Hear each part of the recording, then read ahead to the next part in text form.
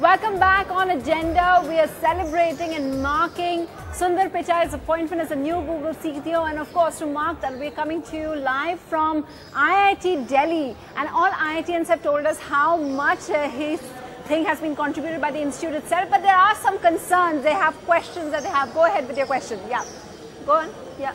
So what we can see in the top two CEOs from India is that, however, they did get the undergraduate studies from India, but the MS and the MBA they've done from foreign universities. So is it possible that this education, this achievement that they've received because of the foreign education, not basically because of the Indian education? That's a good point. I'll just hear that and go ahead with your, yeah. Is it the Indian education system which is producing all these top-level achievers, or is it due to the personal intelligence? My question is whether all the kids in our country get the same opportunities or get the same exposure what these people get, or what can we do to improve our education standards? Okay, so let's just get those questions answered. Suman Sinha, first of all, the question of foreign education and its contribution. Where do you stand on that?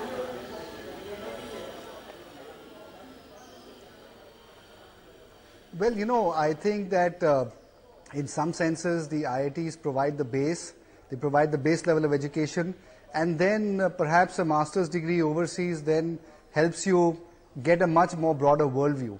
And certainly that is very essential, because not only do you develop that broader worldview, you also develop a network. You also look at how to see the world in different ways, beyond just a technical or an engineering driven sort of a way. And I think that is very essential also in helping you succeed in the rest of the world. So I would not undermine at all the education that you get outside of India through a master's or through an MBA and so on. But at the same time, I would say that, you know, ultimately it's the IITs that in some senses shape the basic personality. Sure.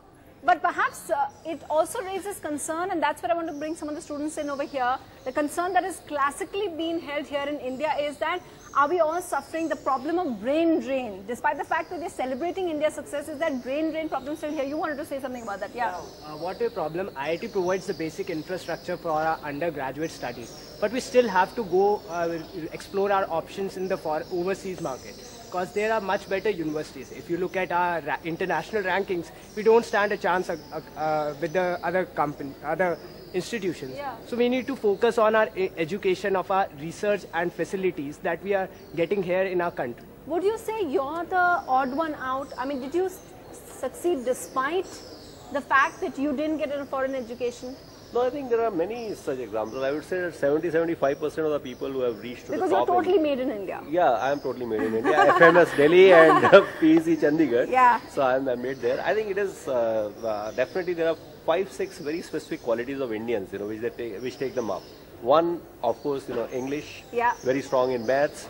Then also, you know, very hardworking. I'll not say that foreigners are lazy, but you know, like our ability within short time working so much of work, you know, that is there. Multitasking. Yeah. Then also, you know, working in a very chaotic environment.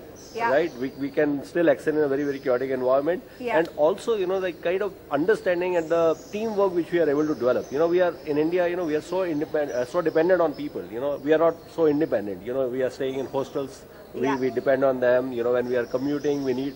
So that quality takes the Indians up. Out of this batch over here, how many people are going to be our next headline, the next CEOs? Does anyone think they're going to become that?